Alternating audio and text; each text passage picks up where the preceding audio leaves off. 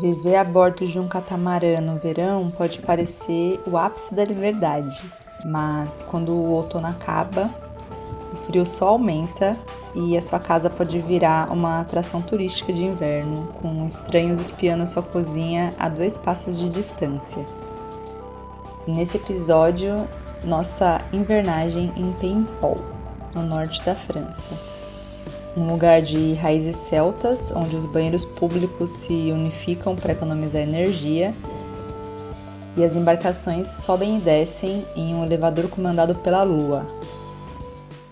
Esse é o Canaloa e esses somos nós, Giovanni e Priscila. Somos uma jovem família brasileira que se mudou para um catamarã Warren Chic 38, que estava na Holanda, com a nossa filha e os nossos gatos, e soltou as amarras para uma viagem de volta ao mundo.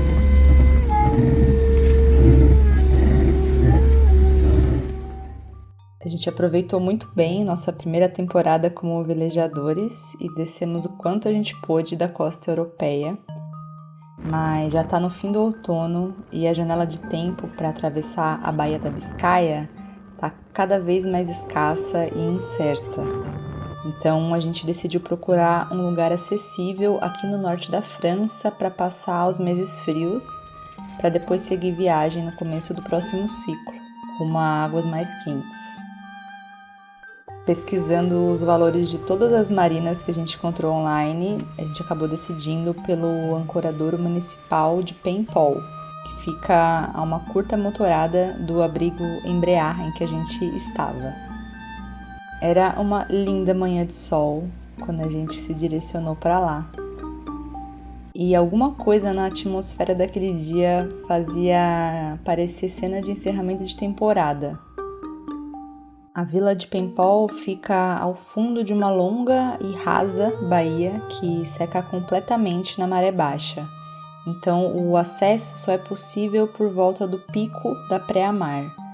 E naquela manhã a calmaria era tão grande que a gente queria continuar navegando, explorando a região por muito mais tempo, mas a gente precisava seguir o plano.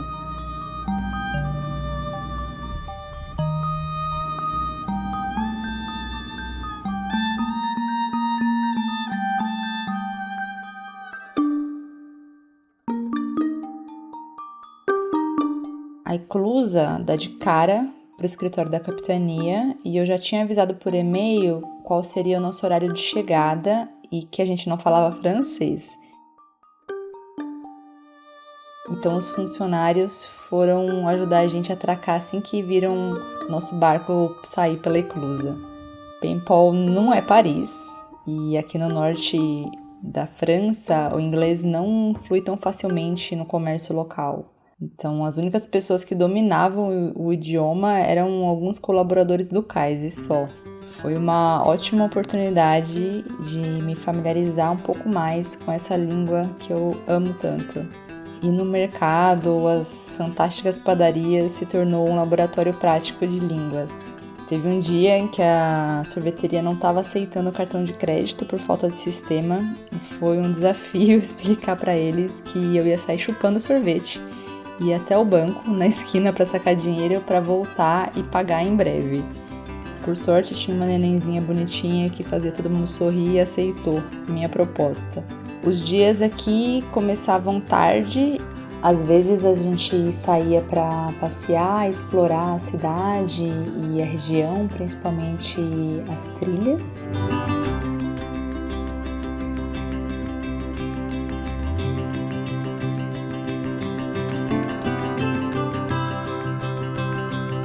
Aproveitávamos para trabalhar também no computador, já que a gente estava parado e é muito mais fácil do que quando o barco está se movimentando.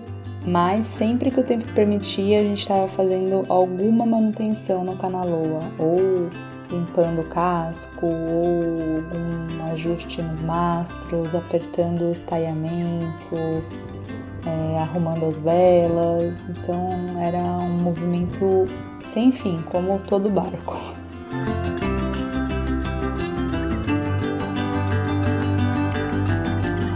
Por ser um espaço municipal e ter pouquíssimo movimento durante a invernagem, os banheiros masculino e feminino foram unificados nessa temporada para economizar energia dos aquecedores, que na França é muito cara. Isso significava tomar banho com uma criança em um ambiente unissex, o que não é nada ideal, mas nós fomos sempre tratadas com muito respeito.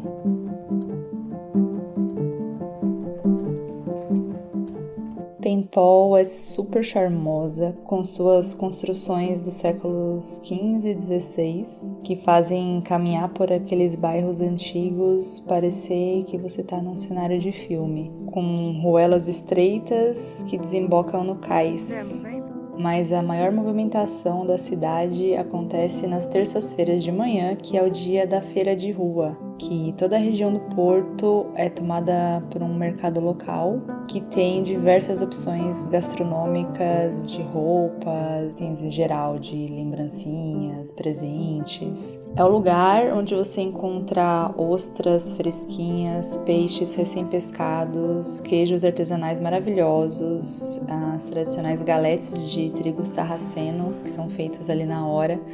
Para quem gosta de fazer trilha como a gente, a cidade ainda é uma porta de entrada para uma famosa trilha de longa caminhada que chama GR34, que contorna toda a costa de granito rosa da Bretanha. O que eu achei mais legal de Paimpol é que ela é muito estruturada e elegante, assim como uma clássica comuna francesa, mas ela tem uma certa rusticidade de um autêntico refúgio de marinheiros. Aqui nesse lugar eu pude entender um pouco melhor o espírito francês. Os bretões, pelo menos, têm uma alma brincalhona muito agradável. Claro que não dá para generalizar e varia muito o estado de espírito das pessoas, mas existe uma postura mais reservada e séria em geral, mas quando você conversa com eles, eles têm um senso de humor seco, irônico, meio ranzinza, mas super inteligente, que eu acho muito legal. Sabe quando uma pessoa fala uma coisa engraçada com seriedade e te arranca um sorriso inesperado, mas sincero? Tipo isso. Nesse espírito de leveza e generosidade, a gente realmente chegou à última atracagem do Canaloa na temporada. Aqui a gente passaria possivelmente muitos meses de frio com os cabos fixos. Escolhemos esse local porque ele é literalmente o coração dessa vila com alma pescadora, com o bônus de ter um carrossel que foi devidamente explorado em todos os seus cavalinhos, bicicletas, coelhinhos, carrinhos e elefantes possíveis. Dava para ir para padaria, na feira, mercado, pizzaria, farmácia, tudo caminhando tranquilamente, porque a vila também é muito pequena, então tudo acontece ali naquele centrinho, o que é ótimo pela logística, mas é péssimo pela privacidade, porque o cais é aberto. E embora qualquer um possa andar pelas plataformas, o senso de segurança até que é razoavelmente grande. Mas nós ficamos atracados bem numa área em que os pedestres param, apontam e falam em francês algo como "essa é a eclusa da cidade". Aí alguns tiram foto, depois olham para o nosso barco e comentam "que belo catamarã". Dão a volta no escritório da capitania e continuam a caminhada para o outro lado. Muitas e muitas pessoas faziam o mesmo roteiro todos os finais de semana.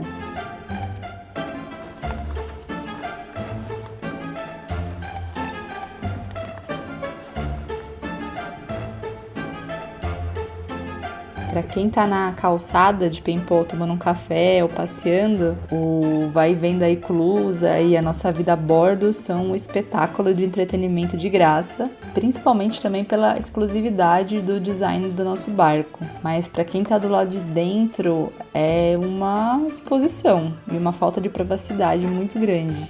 A distância entre o nosso convés e a calçada, onde os pedestres estão ali passeando com seus cachorrinhos, é de tipo 2 passos. Na maré alta, então, o negócio fica inacreditável. Para quem não é do meio náutico, é difícil imaginar o que significa um porto que fecha com portões.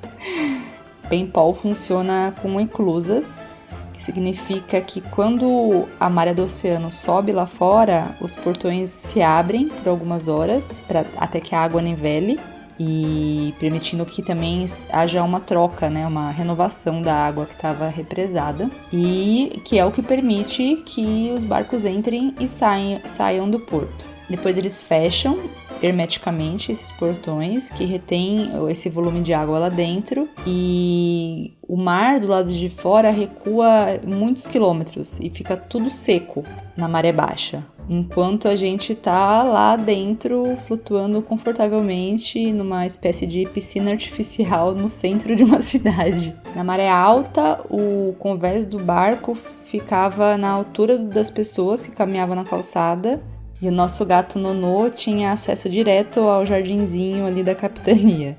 Mas na maré baixa, o barco descia vários metros e a gente passava a enxergar apenas as muralhas de pedra e os sapatos das pessoas lá no alto. Era como viver num elevador hidráulico comandado pela lua. Eu tava cozinhando e quando eu olhava pela janela tinha alguém com a cara apontando pro nosso sistema de leme ou tentando espiar o interior do barco.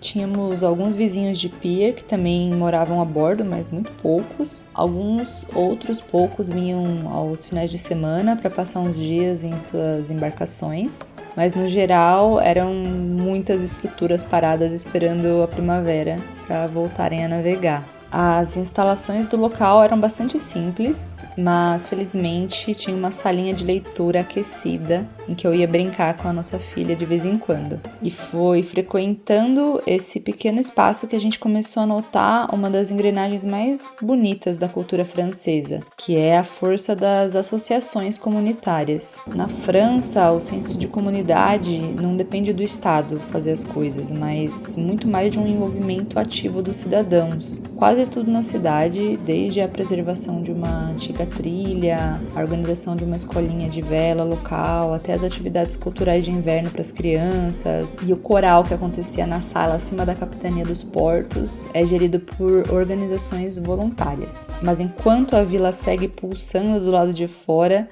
do lado de dentro do Kanaloa, o nosso foco era outro: aprender a conviver no aperto.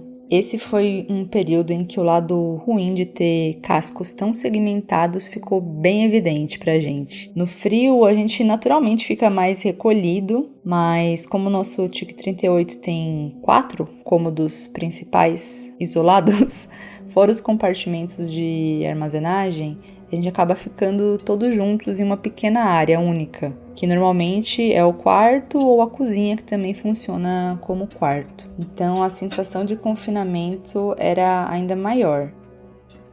Quem vê esse barco navegando no verão acha que o conceito dos cascos separados é o máximo da independência, e realmente é maravilhoso para o verão. Mas no inverno europeu, atracados no centro de uma cidade, com a temperatura perto de zero e chuva constante lá fora, a separação total dos cômodos se torna bastante incômoda. Para ir do quarto para a cozinha ou para pegar uma ferramenta em outro compartimento, você é obrigado a sair para o convés, muitas vezes enfrentar um vento ou um sereno escorregadio ou chuva, se expor a outras pessoas aleatórias que estão passando pela rua, abrir outra gaiuta e descer uma escada que possivelmente vai estar molhada. Então o espaço enorme do catamarã aparentemente acaba sendo subutilizado e a vida se resume a poucos metros quadrados de um mesmo cômodo. Mas gerenciar o aperto físico nem era o pior, o verdadeiro desafio mesmo foi gerenciar o espaço mental e a paciência nesse período. Além da área reduzida, um outro verdadeiro inimigo da invernagem é a umidade, porque um barco de madeira e fibra com 3 pessoas e 2 gatos respirando em um ambiente confinado, com muito frio do lado de fora, gera uma condensação bastante grande. Quando a gente acordava, toda manhã as paredes estavam chorando. Nossa primeira tarefa era passar um pano em todas as vigias e cantinhos para evitar que o mofo tomasse conta de todas as nossas coisas. O glamour da vida a bordo. A Bretanha tem uma frequência completamente diferente do resto da França. Aqui, as raízes não são latinas, mas celtas. Para a maioria das pessoas, e para mim também, a história celta remetia imediatamente à Irlanda ou à Escócia. Mas é essa península aqui na Bretanha, que na antiguidade os romanos chamavam de Armórica, ou o lugar em frente ao mar, recebeu uma migração impressionante. Originalmente, há muito tempo, essa terra era habitada por tribos gaulesas, de navegadores com barcos muito robustos, feitos de carvalho maciço. Mas por volta dos anos 400, 500, quando o Império Romano ruiu, as ilhas britânicas foram invadidas pelos anglo-saxões e milhares de celtas que viviam na Grã-Bretanha cruzaram o Canal da Mancha de volta, fugindo da guerra. Enquanto os anglo-saxões transformavam a antiga Grã-Bretanha celta em Inglaterra, esses refugiados celtas transformavam a península da Armórica na terra dos britânicos que cruzaram o mar, ou seja, a Bretanha. Essa raiz celta é um grande orgulho da região, a começar pelas placas nas ruas, escritas em 2 línguas, o francês e o bretão, que é o idioma que os mais antigos fazem questão de manter vivo. Essa herança está impregnada em tudo, desde o design de joias de prata nas vitrines, nos símbolos dos presentinhos nas lojas de souvenirs, na arquitetura de pedra que parece ter sido erguida por druidas e na música que escapava pelas frestas dos bares aos finais de semana. Aqui, em vez do clássico acordeão francês, o instrumento típico local é a gaita de fole bretona, mas para fechar o entendimento completo sobre o que moldou essa pequena vila, a gente precisa compreender também a sua relação com a distante Islândia. No final do século XIX, esse porto, onde agora o Kanaloa descansa, era o ponto de partida de uma das frotas pesqueiras mais corajosas e dramáticas da história. Todos os anos, entre fevereiro e março, o cais era tomado por uma multidão, chorando a despedida das escunas de madeira que partiam rumo às águas polares da Islândia para pescar bacalhau. Os marinheiros passavam mais de 6 meses pescando no gelo, enfrentando tempestades severas no Atlântico Norte e em condições verdadeiramente subhumanas.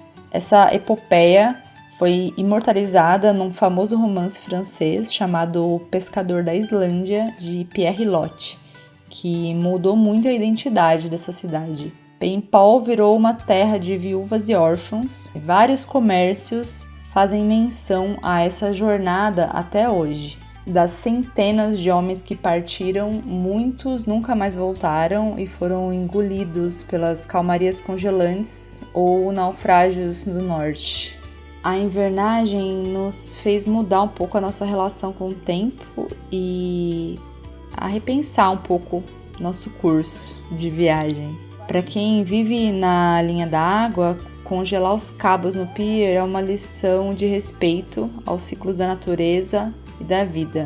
É muito interessante analisar a curva de familiaridade que se cria com uma cidade quando se fica nela por um tempo um pouco mais estendido e observar a mudança da própria perspectiva acontecendo dia após dia, ou seja, daquele olhar curioso do começo, quando você chega na cidade, que com o passar do tempo passa a virar uma caminhada distraída. Você ir daquela vontade inicial de querer experimentar tudo para já depois de um tempo saber onde vende o melhor croissant, onde vende o melhor queijo, qual que tem os melhores preços. Paimpol nos acolheu com sua simplicidade, linda arquitetura, ótimas trilhas, pequenas praias de pedrinhas e muitos biscoitos amanteigados que ajudaram bastante na nossa tolerância ao frio. E os momentos que a gente compartilhou em família nessa cidade vão ficar para sempre nas nossas memórias. Obrigada por acompanhar mais esse capítulo do Diário da Imediata.